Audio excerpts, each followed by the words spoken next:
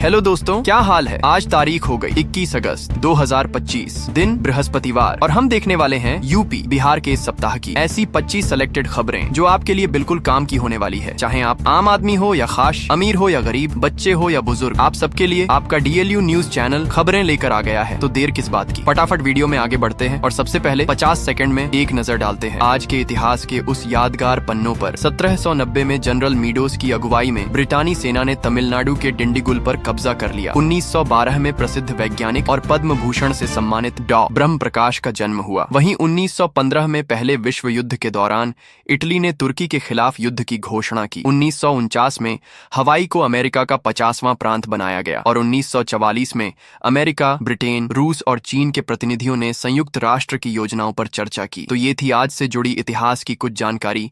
अब इसी के साथ वीडियो में आगे बढ़ने से पहले एक इम्पोर्टेंट पॉइंट की बात करें। तो अगर आपने वीडियो को लाइक नहीं किया तो जरूर करें और अपने गांव, जिले, राज्य का नाम बताना ना भूलें। चलिए बढ़ते हैं पहली बड़ी खबर की ओर, जहां किसानों से जुड़ी बड़ी जानकारी सामने आई है। प्रधानमंत्री किसान सम्मान निधि योजना का लाभ लेने वाले लाखों किसानों में से लगभग 4 लाख योग्य किसानों को इस बार लाभ नहीं मिल पाएगा। दरअसल योजना की गाइडलाइन के अनुसार समय पर KYC न होने, आधार कार्ड लिंक न होने और बैंक अकाउंट में गड़बड़ी जैसी तकनीकी खामियों के चलते इन किसानों को पैसा रोक दिया गया है। अब सवाल यही है कि जिन किसानों की पूरी मेहनत इस योजना पर टिकी थी, उनका क्या होगा। किसान संगठनों का कहना है कि सरकार को प्रक्रिया आसान बनानी चाहिए ताकि गरीब किसान कागजी कार्यवाही में न उलझें। यानी साफ है कि किसानों की जेब तक पैसा पहुंचाने में अभी भी बड़ी रुकावटें हैं। इसी के साथ बढ़ते हैं अगली खबर की ओर, जो मिडिल क्लास की जेब से जुड़ी है। भारत में लाखों लोग एक ऐसे मकान के बोझ तले दबे हैं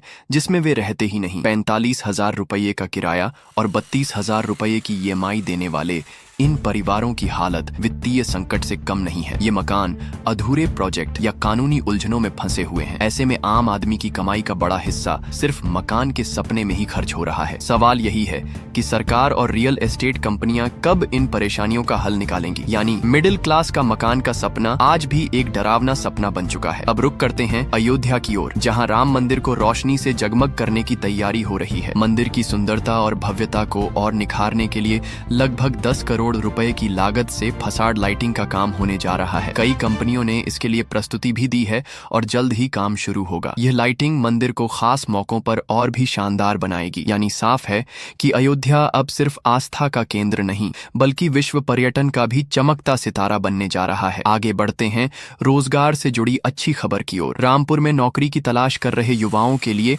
रोजगार मेला आयोजित किया जा रहा है। खास बात यह है कि इसमें 8वीं पास युवा भी नौकरी पा सकते हैं। कई कंपनियां इसमें हिस्सा ले रही हैं और युवाओं को सीधा मौके पर इंटरव्यू और चयन का अवसर दिया जाएगा। यह मेला बेरोजगार युवाओं के लिए सुनहरा अवसर साबित हो सकता है। यानी अब छोटे शहरों के युवाओं को भी रोजगार की नई दिशा मिलने वाली है। अब चलते हैं राजनीति की ओर, जहां उत्तर प्रदेश की राजनीति में एक बड़ा उलटफेर देखा जा सकता है। समाजवादी पार्टी से निकाली गई पूजा पाल अब भारतीय जनता पार्टी में एंट्री ले सकती हैं। कैबिनेट विस्तार की चर्चाओं के बीच उनका नाम तेजी से उभर रहा है। पूजा पाल के आने से भाजपा को पूर्वांचल में दलित और पिछड़े वर्ग में मजबूत पकड़ मिल सकती है। यानी साफ है कि यूपी की सियासत में इस कदम से नए समीकरण बनने तय हैं। राइट, तो अब बढ़ते हैं दिल्ली की ओर, जहां मुख्यमंत्री रेखा गुप्ता पर हमला होने की खबर आई है। जानकारी के मुताबिक राजेश खीमजी नामक व्यक्ति ने लगभग 80 सेकंड तक लगातार हमला किया। हालांकि सुरक्षा कर्मियों ने तुरंत स्थिति संभाली और मुख्यमंत्री सुरक्षित है, लेकिन इस घटना ने दिल्ली की सुरक्षा व्यवस्था पर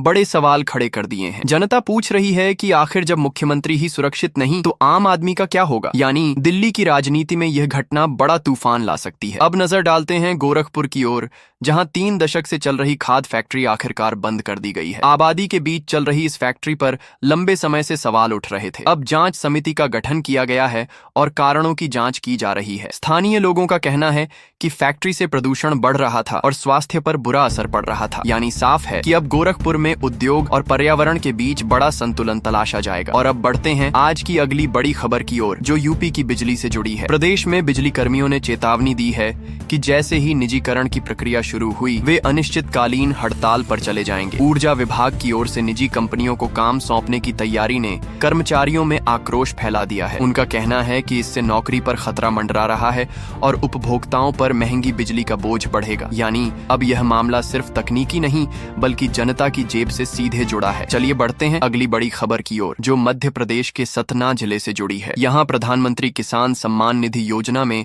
लाखों किसानों को निराशा हाथ लगी है। दरअसल इस योजना के तहत पंजीकृत करीब 4 लाख योग्य किसानों को अब लाभ नहीं मिल पाएगा। सरकार ने स्पष्ट किया है कि पात्रता के आधार पर कई नामों की दोबारा जांच हुई और उसमें बड़ी संख्या में किसानों को अपात्र करार दे दिया गया। किसानों का कहना है कि वे लंबे समय से उम्मीद लगाए बैठे थे कि सम्मान निधि की किस्त उनके खाते में आएगी, लेकिन अब अचानक लाभ से वंचित कर दिए गए हैं। अधिकारियों के मुताबिक जिन किसानों के दस्तावेज अधूरे हैं या जिनके नाम दोहरी सूची में दर्ज थे, उन्हें हटा दिया गया है। किसानों में इस फैसले से आक्रोश है और वे सवाल पूछ रहे हैं कि आखिर गलती किसकी है, किसानों की या सिस्टम की। यानी साफ है, किसान सम्मान निधि योजना में अब बड़ा विवाद खड़ा हो गया है। इसी के साथ बढ़ते हैं अगली खबर की ओर, जो मध्यम वर्गीय परिवारों की जेब से जुड़ी है। जरा सोचिए, एक घर का किराया 45,000 और खाली पड़े फ्लैट की मासिक किस्त 32,000। जी हाँ, देश के लाखों मिडिल क्लास लोग ऐसे ही आर्थिक संकट का सामना कर रहे हैं। रियल एस्टेट की इस समस्या ने लोगों को परेशान कर दिया है। दिल्ली, मुंबई और बेंगलुरु जैसे महानगरों में हालात और गंभीर हैं। परिवारों को दोहरी मार झेलनी पड़ रही है। एक तरफ भारी किराया और दूसरी तरफ अधूरे प्रोजेक्ट का बोझ। जो घर उन्होंने अपनी जिंदगी की कमाई लगाकर लिया, वह अब तक पूरा नहीं हुआ और उसकी EMI लगातार चुकानी पड़ रही है। वहीं रहने के लिए अलग से मोटा किराया देना पड़ रहा है। ये स्थिति सिर्फ घर का सपना देखने वालों को ही नहीं बल्कि पूरे समाज को प्रभावित कर रही है। सवाल यही उठ रहा है कि कब रियल एस्टेट कंपनियों पर लगाम कसी जाएगी और आम आदमी को उसका हक मिलेगा। अब चलते हैं अयोध्या की ओर, जहां श्री राम मंदिर सजावट को लेकर बड़ा निर्णय लिया गया है। खबर है कि राम मंदिर के फसाड़ यानी बाहरी हिस्से को रोशनी से जगमगाने के लिए करीब 10 करोड़ रुपए खर्च किए जाएंगे। कई नामी कंपनियों ने मंदिर समिति के सामने अपनी प्रस्तुति दी है। यह रोशनी न केवल मंदिर की सुंदरता बढ़ाएगी बल्कि रात के समय श्रद्धालुओं के लिए आकर्षण का केंद्र बनेगी। योजना यह है कि मंदिर का हर कोना आधुनिक LED और आर्ट लाइटिंग से दमकता दिखाई दे। इससे अयोध्या आने वाले सैलानियों की संख्या और बढ़ सकती है, क्योंकि मंदिर केवल धार्मिक ही नहीं बल्कि पर्यटन का भी बड़ा केंद्र बन चुका है। हालांकि सवाल यह भी उठ रहा है कि इतनी भारी भरकम रकम केवल रोशनी पर क्यों खर्च की जा रही है? क्या यह पैसा श्रद्धालुओं की सुविधाओं पर नहीं लगना चाहिए? लेकिन मंदिर ट्रस्ट का कहना है कि यह काम मंदिर की भव्यता और सांस्कृतिक पहचान के लिए आवश्यक है। यानी साफ है, अयोध्या का राम मंदिर अब पहले से भी अधिक जगमगाता दिखेगा। चलिए बढ़ते हैं अगली खबर पर, जो उत्तर प्रदेश के रामपुर से है। यहाँ रोजगार की तलाश कर रहे युवाओं के लिए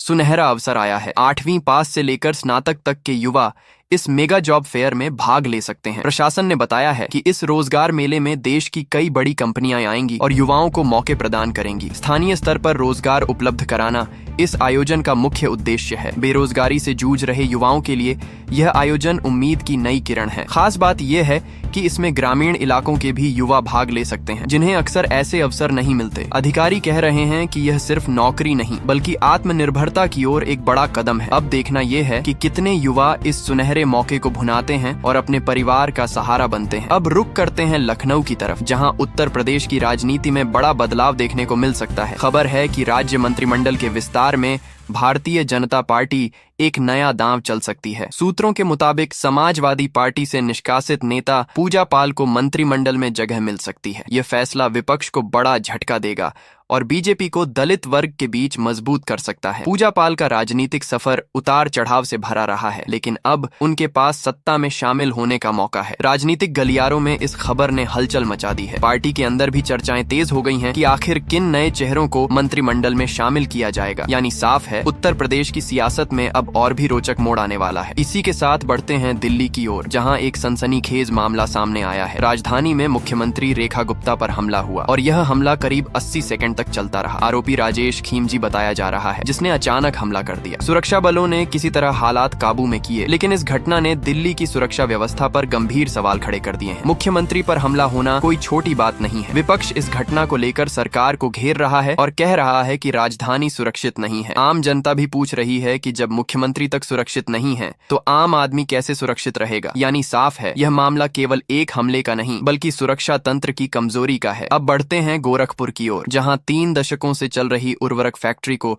आखिरकार बंद कर दिया गया है। यह फैक्ट्री आबादी के बीच चल रही थी और लोगों के स्वास्थ्य पर गंभीर असर डाल रही थी। लंबे समय से शिकायतों के बाद जांच समिति गठित की गई और रिपोर्ट में साफ हुआ कि फैक्ट्री से प्रदूषण फैल रहा है। इसके बाद प्रशासन ने कड़ा कदम उठाते हुए फैक्ट्री को बंद करने का आदेश दे दिया। स्थानीय लोग राहत की सांस ले रहे हैं क्योंकि अब उन्हें जहरीली हवा से छुटकारा मिलेगा। हालांकि यहाँ काम करने वाले कर्मचारियों के सामने रोजगार का संकट खड़ा हो गया है। सवाल यही है कि क्या सरकार इन कर्मचारियों के पुनर्वास के लिए कोई ठोस कदम उठाएगी या नहीं। और अब अपन लोग चलते हैं उत्तर प्रदेश के बिजली विभाग की ओर, जहां बड़ा संकट खड़ा हो गया है। खबर है कि जैसे ही बिजली के निजीकरण की निविदा जारी होगी, कर्मचारी अनिश्चितकालीन हड़ताल पर चले जाएंगे। ऊर्जा विभाग ने निजीकरण की तैयारी शुरू कर दी है और कर्मचारी संगठनों ने साफ कह दिया है कि अगर ऐसा हुआ तो वे काम बंद कर देंगे। इसका सीधा असर आम जनता पर पड़ेगा क्योंकि गर्मी के मौसम में बिजली का संकट और गहराएगा। कर्मचारी नेताओं का कहना है कि निजीकरण से न केवल उनकी नौकरियां खतरे में पड़ेंगी बल्कि उपभोक्ताओं की जेब पर भी अतिरिक्त बोझ बढ़ेगा। सरकार का तर्क है कि निजीकरण से बिजली व्यवस्था बेहतर होगी, लेकिन कर्मचारी इसे जनता विरोधी बता रहे हैं। यानी साफ है बिजली को लेकर उत्तर प्रदेश में बड़ा टकराव अब सामने आने वाला है। चलिए बढ़ते हैं उत्तर प्रदेश की एक सनसनीखेज खबर की ओर। मेरठ के भूनी टोल प्लाजा पर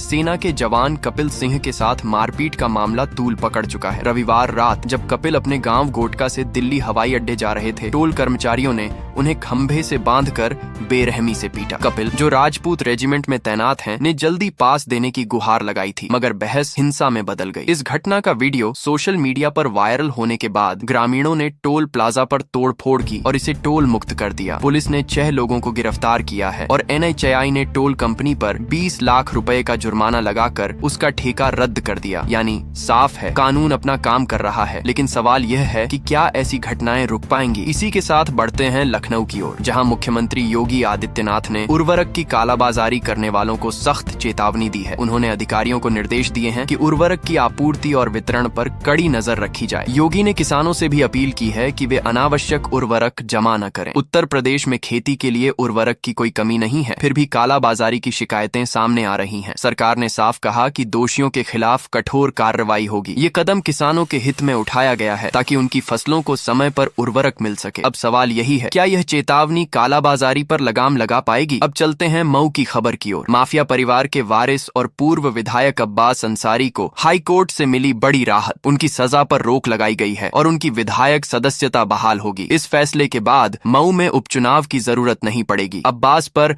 गैंगस्टर एक्ट के तहत कार्रवाई हुई थी, मगर हाई कोर्ट ने उनके पक्ष में निर्णय सुनाया। ये खबर राजनीतिक गलियारों में चर्चा का विषय बन चुकी है। स्थानीय लोग इस फैसले पर मिलीजुली प्रतिक्रिया दे रहे हैं। जनता पूछ रही है, क्या यह फैसला राजनीति को नई दिशा देगा। राइट, तो आगे चलें। आगरा से आ रही है चौंकाने वाली खबर। यमुना नदी में बाढ़ का पानी ताजमहल की दीवारों तक पहुंच गया है। मथुरा के बटेश्वर घाट पूरी तरह डूब चुके हैं और 40 गांवों में हाई अलर्ट जारी किया गया है। बाढ़ के कारण कई इलाकों में जनजीवन प्रभावित हुआ है। प्रशासन ने राहत और बचाव कार्य शुरू कर दिए हैं, मगर स्थिति गंभीर बनी हुई है। स्थानीय लोग चिंतित हैं कि ऐतिहासिक धरोहरों को नुकसान न हो। यानी साफ है प्रकृति के इस प्रकोप ने सबको सकते में डाल दिया है। चलिए बढ़ते हैं जलालाबाद की खबर की ओर। उत्तर प्रदेश के जलालाबाद का नाम अब बदलकर परशुरामपुरी कर दिया गया है। योगी सरकार ने इस ऐतिहासिक कदम को मंजूरी दी है, जिसके बाद स्थानीय लोग इसे अपनी सांस्कृतिक पहचान से जोड़कर देख रहे हैं। यह बदलाव धार्मिक और ऐतिहासिक महत्व को दर्शाता है। प्रशासन का कहना है कि यह निर्णय क्षेत्र की सांस्कृतिक विरासत को बढ़ावा देगा, लेकिन कुछ लोग इस नाम परिवर्तन को लेकर सवाल भी उठा रहे हैं। अब सवाल यही है, क्या यह बदलाव क्षेत्र की पहचान को और मजबूत करेगा। अपन लोग वीडियो में आगे बढ़ेंगे। उत्तर प्रदेश में मौसम ने फिर लिया करवट। 22 से 26 अगस्त तक मानसून के फिर से सक्रिय होने की संभावना है। 30 जिलों में भारी बारिश का अलर्ट जारी किया गया है। मौसम विभाग ने चेतावनी दी है कि इन इलाकों में तेज हवाएं और बारिश जनजीवन को प्रभावित कर सकती है। प्रशासन ने लोगों से सतर्क रहने की अपील की है। खासकर नदी नालों के पास रहने वालों को सुरक्षित स्थानों पर जाने को कहा गया है। यानी साफ है मौसम की इस मार से बचने के लिए तैयार रहना रहना होगा। चलिए बढ़ते हैं झांसी की एक और बड़ी खबर की ओर। झांसी नगर निगम ने 20 साल से रह रहे गरीबों के घरों पर बुलडोजर चला दिया। पीड़ितों ने बीजेपी की एक महिला नेता पर गंभीर आरोप लगाए हैं। उनका कहना है कि यह कार्रवाई बिना नोटिस के की गई, जिससे कई परिवार बेघर हो गए। स्थानीय लोगों में आक्रोश है और वे न्याय की मांग कर रहे हैं। पुलिस ने मामले की जांच शुरू कर दी है। जनता पूछ रही है, क्या गरीबों के साथ ऐसा अन्याय बंद होगा? इसी के साथ बढ़ते हैं अखिलेश यादव की खबर की ओर। 3 जिलों के डीएम ने सपा प्रमुख अखिलेश यादव के साथ तीखी बहस की। ये विवाद 2022 के चुनावों से जुड़ी उनकी शिकायत को लेकर शुरू हुआ। डीएम ने अब इस पर जवाब दिया है, जिसमें उन्होंने अपनी स्थिति स्पष्ट की। ये मामला राजनीतिक हलकों में चर्चा का विषय बना हुआ है। अखिलेश का कहना है कि प्रशासन निष्पक्ष नहीं रहा, यानी साफ है यह विवाद अभी और गर्माएगा। अब चलते हैं बिहार की ओर। पटना में मुख्यमंत्री नीतीश कुमार ने बाढ़ पीड़ितों के लिए 7,000 रुपए की राहत राशि की घोषणा की है। बाढ़ ने कई इलाकों में तबाही मचाई है और सरकार ने प्रभावित लोगों को तत्काल मदद का भरोसा दिया है। राहत कार्यों में तेजी लाने के निर्देश दिए गए हैं। स्थानीय लोग इस कदम का स्वागत कर रहे हैं, मगर कुछ का कहना है कि यह राशि पर्याप्त नहीं है। अब सवाल यही है, क्या यह मदद बाढ़ पीड़ितों के लिए काफी होगी? चलिए बढ़ते हैं भागलपुर की एक प्रेरक खबर की ओर। भागलपुर की नमिता ने माउंट एल्ब्रस पर तिरंगा फहराकर इतिहास रच दिया है। ये उपलब्धि भारत के लिए गर्व का क्षण है। नमिता ने कठिन परिस्थितियों में यह कारनामा किया,